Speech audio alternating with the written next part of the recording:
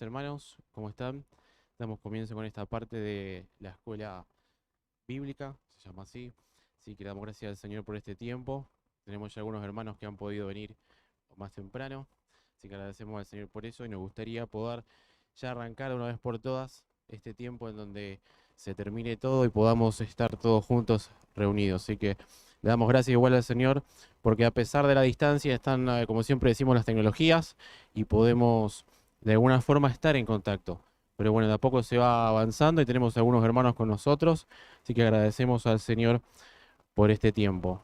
Ya, como ustedes bien saben, ya estamos en tercer encuentro de lo que es lo que estamos viendo respecto a la carta del apóstol Juan. Así que vamos a arrancar con una oración y comenzamos. Señor, te damos gracias por este tiempo, te damos gracias por el privilegio que tenemos de poder conocerte, Señor, de poder crecer en tu gracia cada día, Señor. Y para nosotros, nosotros estamos agradecidos por este tiempo que podemos escuchar tu voz, Señor, saber de vos, Señor, crecer, Señor, sabiendo que nuestro objetivo final es poder glorificar tu nombre. Te bendecimos, Señor, y te pedimos que en esta mañana y durante todo el día sea tu palabra la que sea escuchada, Señor, sea tu voz la que hable a nuestros corazones, Señor, y que podamos tener esto permeado en nuestras vidas, Señor.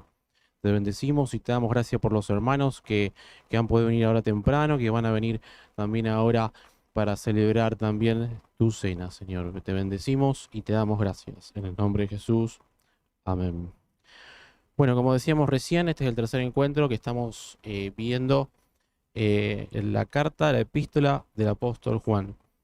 Ya los hermanos han estado compartiendo y nos han estado encaminando un poco el propósito por el cual Juan escribe esta carta. Ya Juan estaba avanzado en edad y tenía cerca de los 100 años, dicen algunos, y esta es considerada una epístola universal.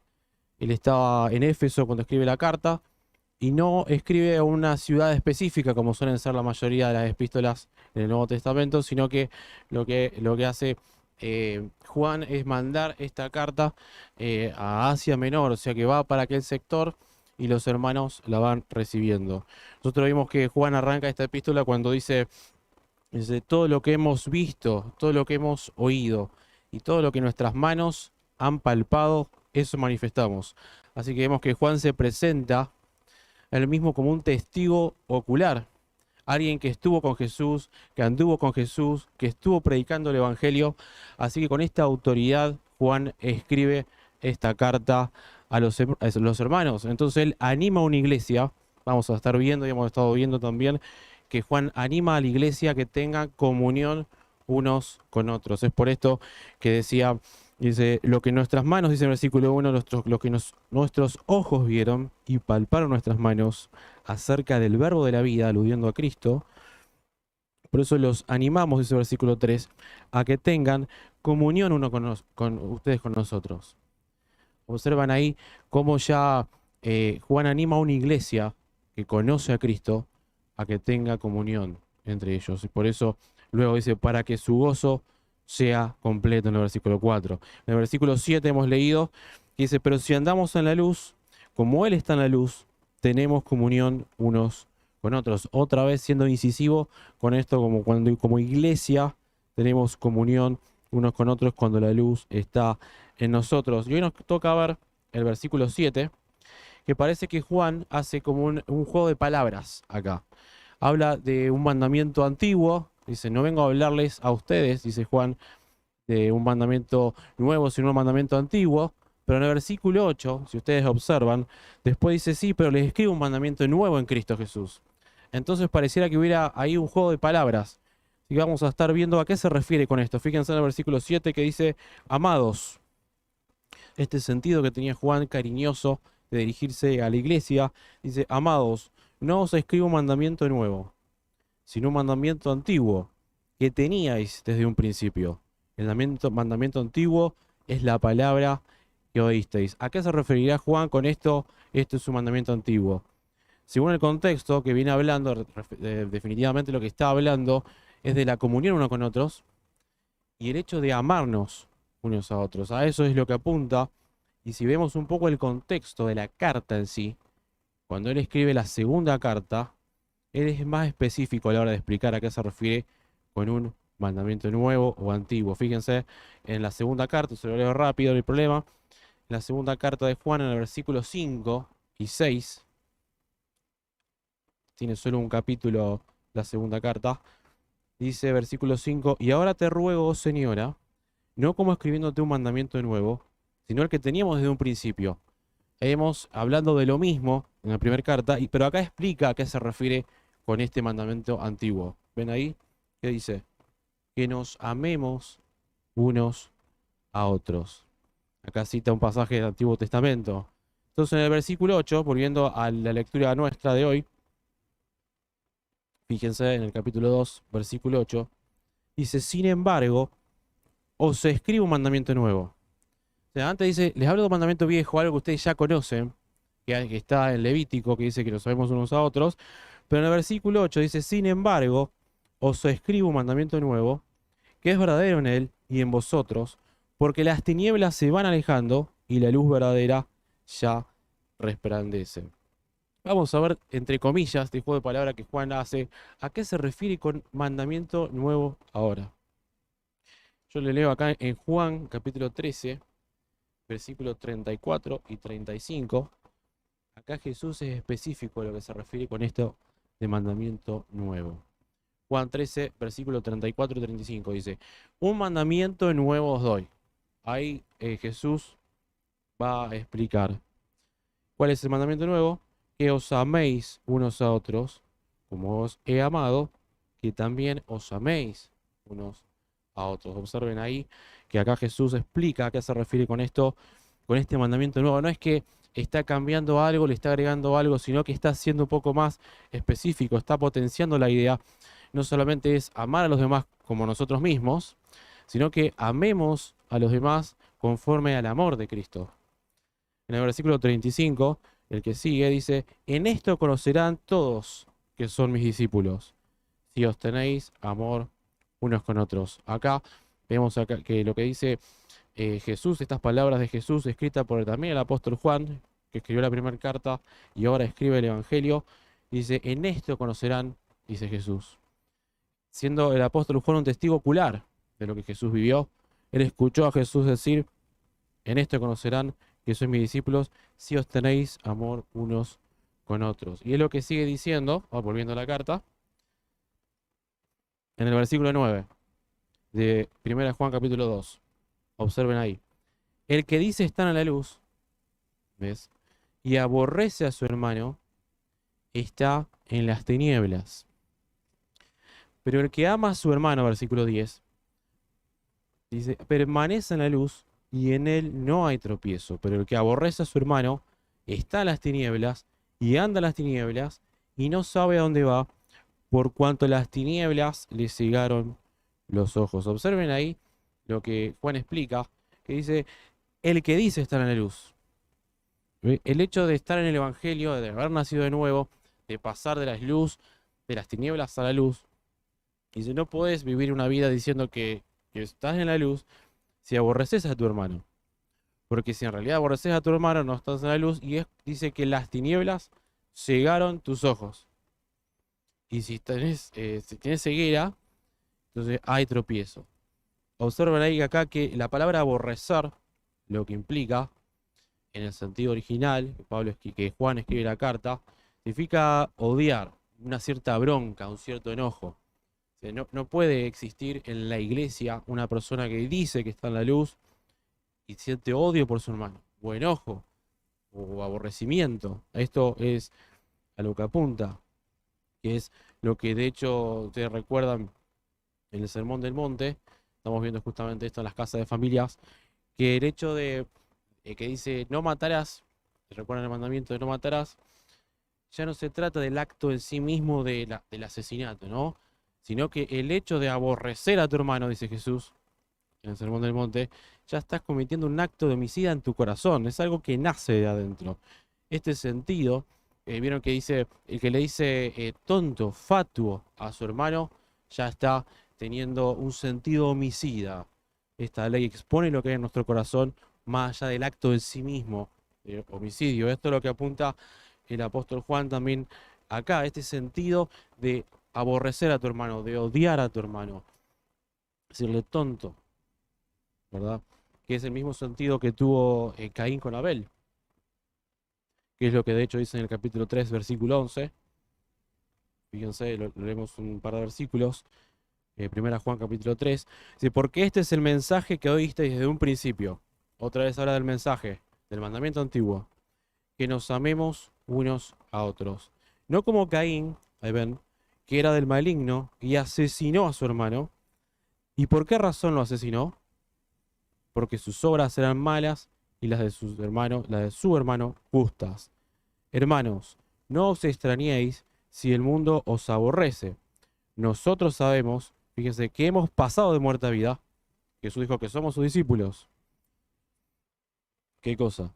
Hemos pasado de muerte a vida porque amamos a los hermanos. Y el que no ama, permanece en la muerte. Todo el que aborrece a su hermano es homicida. Y sabéis que ningún homicida tiene vida eterna en él. Fíjense otra vez, todo aquel que aborrece, la misma terminología que leímos recién y que vimos en el Sermón del Monte, dice todo aquel que aborrece, esto de que tiene odio a su hermano, este ninguneo para con el otro, que le dice tonto a su hermano, es también un homicida. Versículo 16, en esto hemos conocido el amor, en que Él puso su vida por nosotros, también nosotros debemos poner la vida por los hermanos. Fíjense, este amor que enseña el apóstol Juan, recuerdan que él se consideraba un testigo ocular, él estuvo con Jesús continuamente en su ministerio y él sabe a lo que se refiere. Si era una nueva naturaleza, si la luz nos alcanzó, si hemos pasado de las tinieblas a la luz, como dice acá en las terminologías, o si hemos pasado de muerte a vida, nosotros amamos a nuestros hermanos. Y esto es lo que apunta. Y quisiera que podamos ver, pausando un poco la lectura acá de esta carta del apóstol Juan, que podamos ver algunos ejemplos de Jesús en su vida.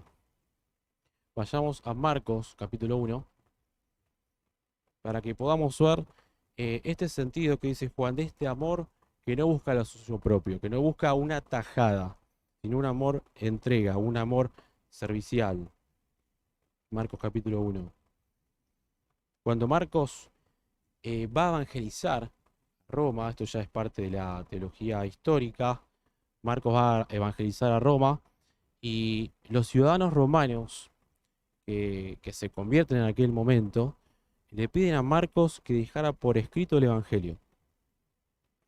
Entonces vemos que inicialmente y primariamente la carta de Marcos fue escrita a los romanos. Y Marcos presenta a Cristo como siervo. Entonces vemos en la narrativa de Marcos que constantemente Jesús está en movimiento, está sirviendo. Vemos que tiene un amor que no busca lo suyo propio, no es un amor egoísta. De hecho, vamos a estar viendo en el versículo 21 del capítulo 1 esto. Dice, y llegan a Capernaum, dice, y tan pronto llegaba el sábado, entraba en la sinagoga y enseñaba Jesús. Versículo 22. Y se asombraban de su doctrina, porque les enseñaba como quien tiene autoridad y no como los escribas.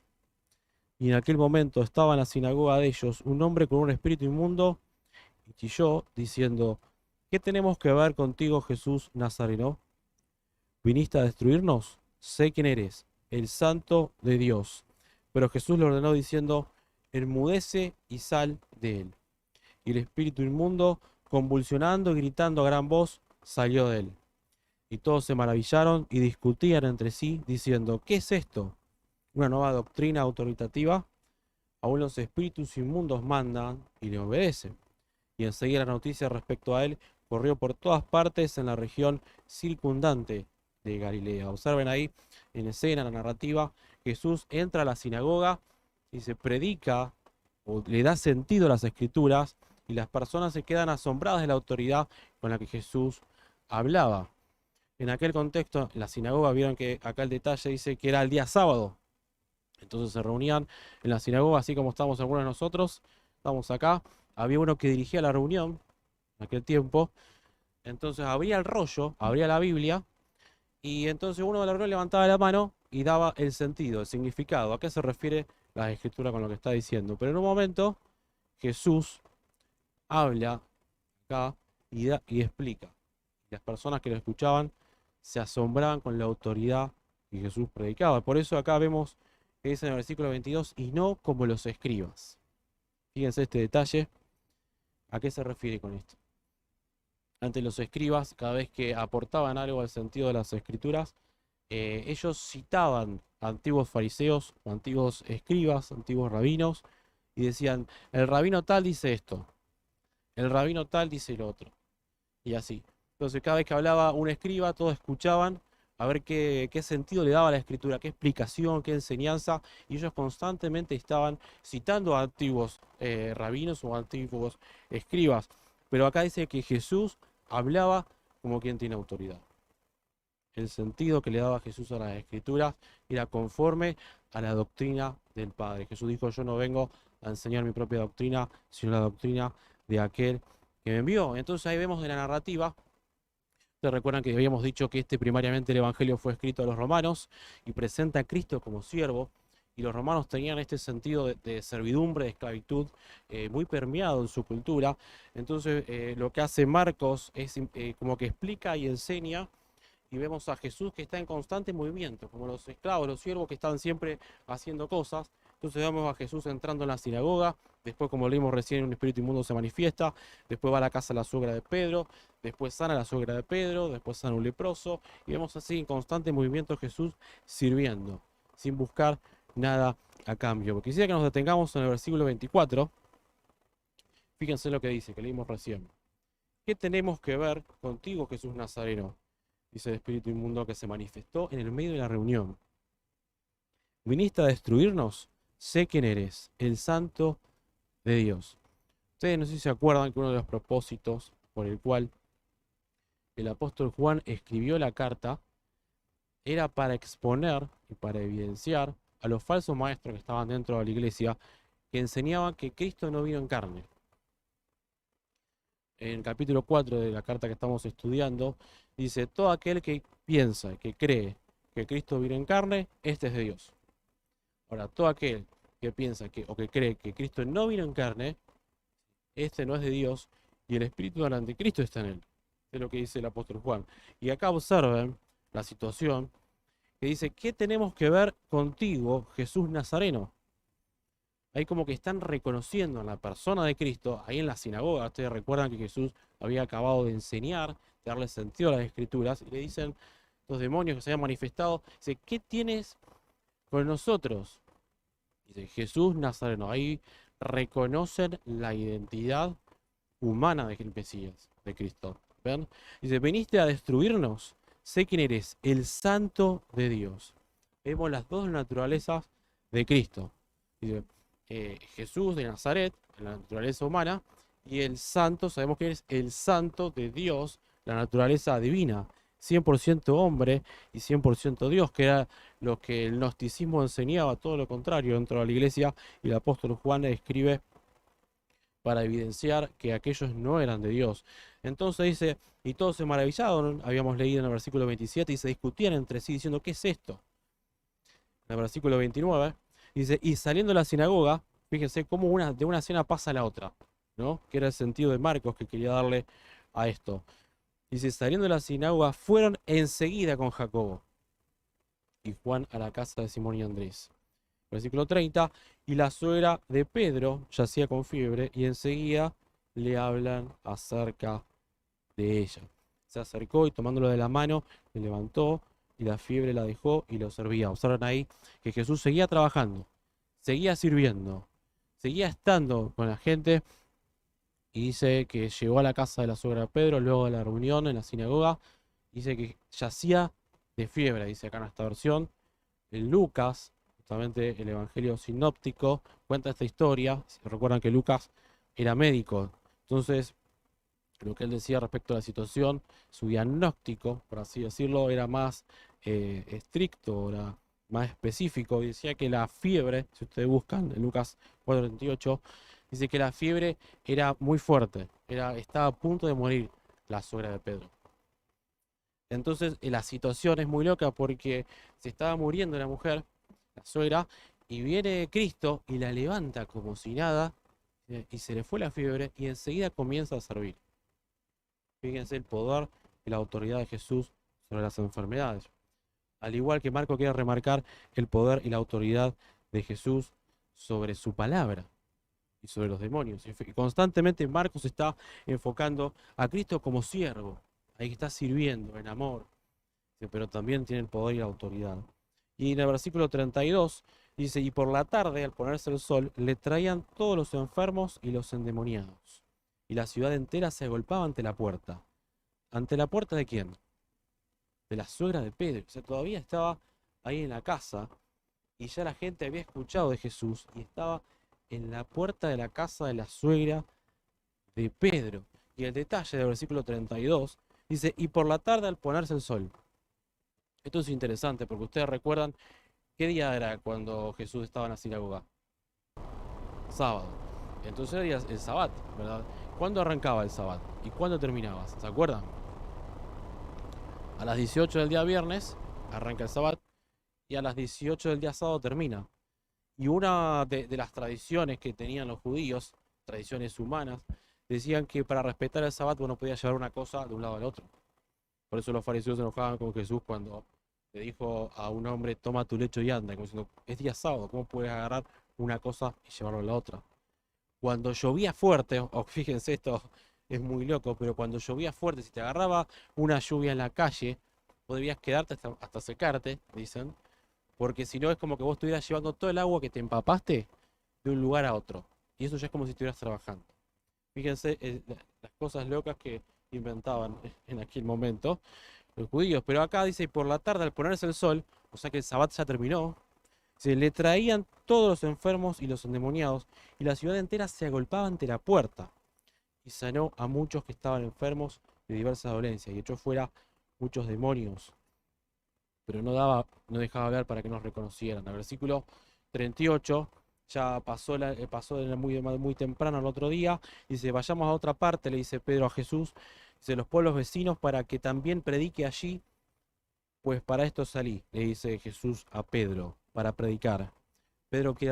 Jesús quiere recordar a Pedro que él no fue a sanar enfermos, él no fue a echar fuera demonios, sino que su objetivo era predicar. Para esto salí, para que predique allí.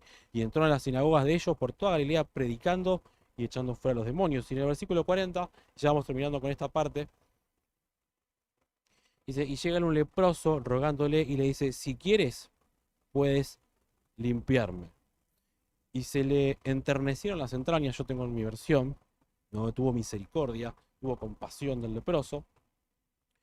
Dice, y extendiendo su mano lo tocó y le dice, quiero, sé limpio. Y en instante se le fue la lepra y quedó limpio y enseguida lo despidió después de advertirle severamente. Mira a nadie, le diga nada, si no ve, muéstrale al sacerdote y ofrece por tu limpieza lo que Moisés ordenó para testimonio de ellos. Pero él saliendo comenzó a pregonar en alto y a divulgar el asunto hasta el punto que él no podía entrar públicamente en la ciudad, sino que se quedaba fuera en lugares despoblados y acudían a él de todas partes. Observen la situación. Se acerca el leproso y le dice, si quieres puedes limpiarme. Y Jesús, en vez de decirle de lejos, sí quiero, y listo, como podía haber sido, que tenía el poder y la autoridad de poder hacerlo, él se acerca, movido a misericordia, dice, y las entrañas estaban como diciendo, estoy totalmente, bueno, misericordia, o como decíamos acá, con compasión, lo toca. Y después de tocarlo, ahí recién es sanado. Fíjense este amor que no busca lo suyo propio. O sea, ¿qué puede sacar Jesús de un leproso, en el caso? Nada, ¿no? Sin embargo, dice, movido a misericordia, él va, lo toca y después lo sana, ¿no? Que luego que en vez de Jesús contagiarse de lepra, el que se sana es este hombre. Y de paso, ustedes recuerdan que los leprosos estaban siempre fuera de las ciudades, no estaban adentro, ellos estaban en carpas. Entonces este leproso entra y como se sana, empieza a decir a todo el mundo que fue sanado y era Jesús del que no puede entrar. Quedó el leproso sano adentro y Jesús afuera porque lo buscaban de todos lados, ¿no? Ahí la sustitución. Así que bueno, en definitiva, vemos a Jesús, a Cristo en su vida, estos ejemplos, una persona que buscó todo lo que hacía para glorificar el nombre del Padre. siempre, no era para glorificarse a sí mismo. Y este amor incondicional era el que Jesús nos mostraba. Por eso vimos esta parte en Marcos, que presenta a Cristo más como un siervo. Pablo dice, él no estimó el ser igual a Dios como cosa que aferrarse. Y esto es tremendo, porque él dice, tomó forma de hombre, de siervo, fue obediente y obediente hasta la muerte y muerte de cruz. Entonces el Padre es el que lo exalta hasta lo sumo. Ven constantemente el Hijo exaltando al Padre y el Padre exaltando al Hijo. Nunca el Padre, justo el Seba nos contaba la semana pasada este detalle, el Padre no lo ves exaltándose a sí mismo ni el Hijo a sí mismo, sino que el Hijo al Padre y el Padre al Hijo. Y volviendo a Juan, en la epístola que estamos estudiando, estamos en el capítulo 2.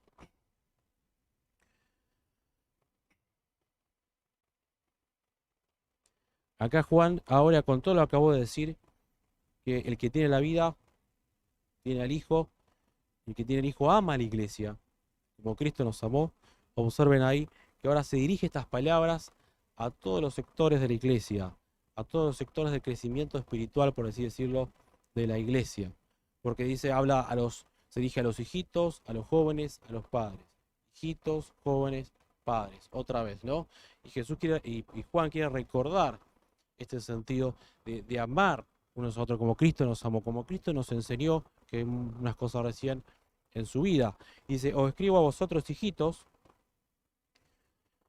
porque los pecados os han sido perdonados a causa de su nombre. Acá, hijitos, no están necesariamente hablando sobre los que están arrancando en el camino del Señor, que es lo que vamos a estar viendo recién, ahora, sino que se refiere a una cuestión cariñosa que tenía el apóstol Juan de referirse a la iglesia. Ustedes recuerdan que en el capítulo 2 decía, hijitos míos, les escribo para que no pequen, pero si pecan, abogado tenemos para con Dios, Jesucristo nuestro Señor. Esta palabra, hijitos, es la misma palabra que usa acá, tecnía, y ahora una cuestión cariñosa. Y el apóstol Juan tenía una forma distinta de escritura al apóstol Pablo. Pablo tenía un griego llamado griego tolomaico, un griego más, por así decirlo, tajante a comparación del apóstol Juan.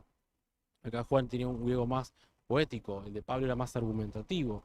Y dice, hijitos míos, y él usa la misma palabra acá, os escribo a vosotros, hijitos, ¿no? En contraste con aquellos que no andan a la luz, con aquellos que andan en tinieblas porque aborrecen a su hermano, acá dice, hijitos, o sea, ustedes que sí aman a sus hermanos, porque han sido perdonados. Y en el capítulo 3, versículo 18, también dice, hijitos, no os amemos de palabra ni de verdad, sino con obra y de verdad. No, dice, no amemos de palabra ni de lengua, sino con obra y de verdad, o con hecho y en verdad.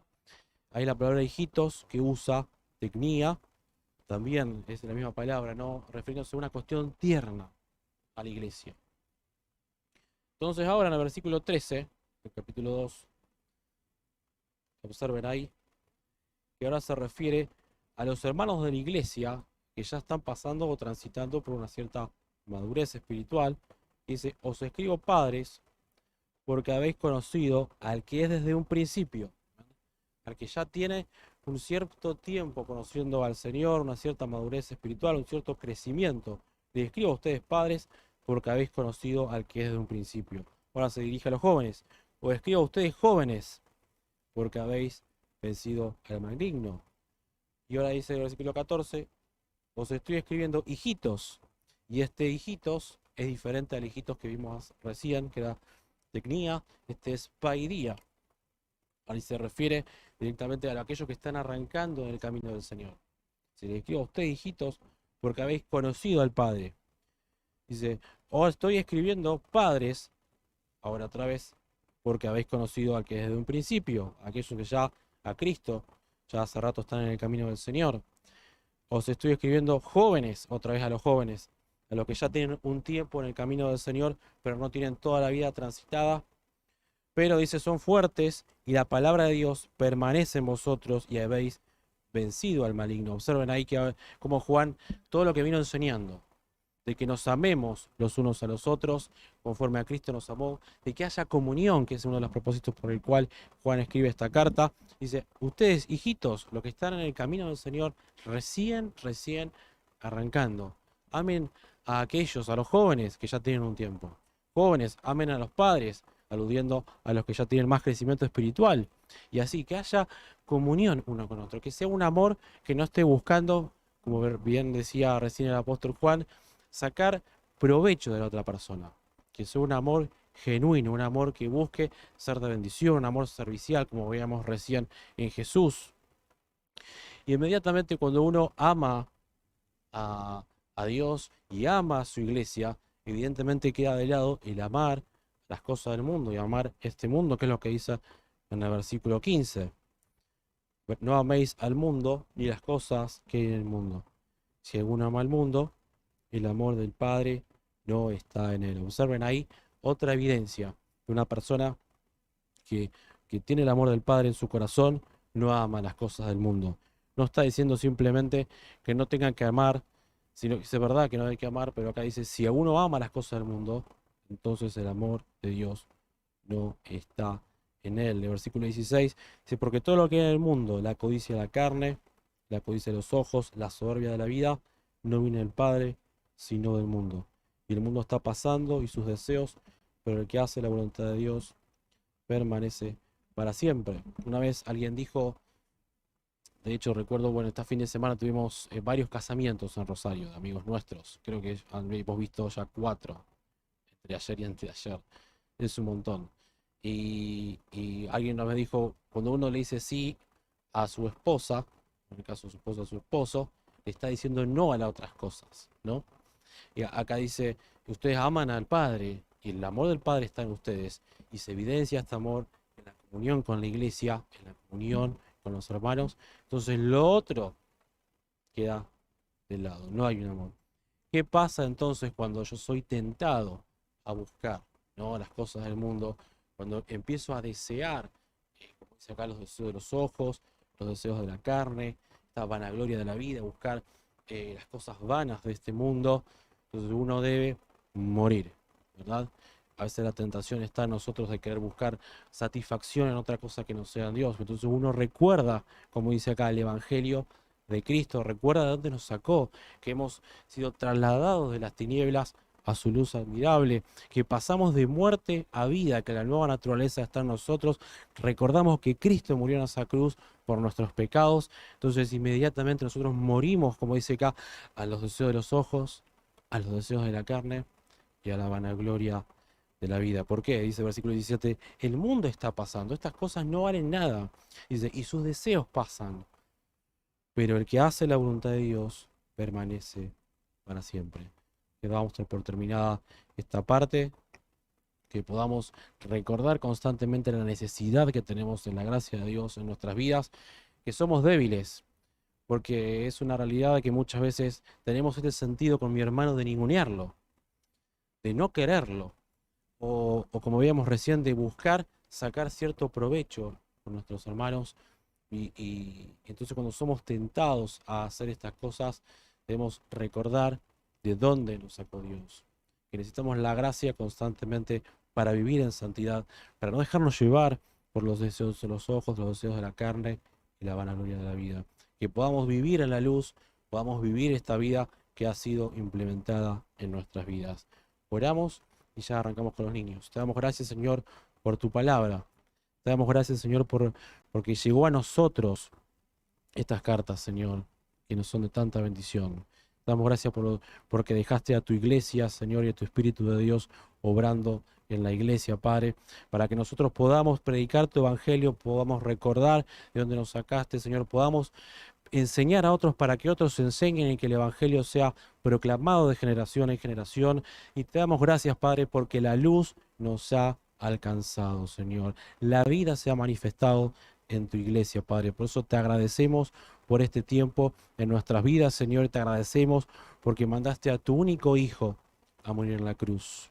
Siendo Cristo siervo, hombre, obediente hasta la muerte y muerte de cruz, y tú, Padre, lo exaltaste hasta lo sumo, que podamos encontrar cada día el sentido del Evangelio y podamos predicarlo sabiendo que hemos muerto a nuestra carne, muerto a nuestros deseos, muerto a nuestras pasiones, Padre.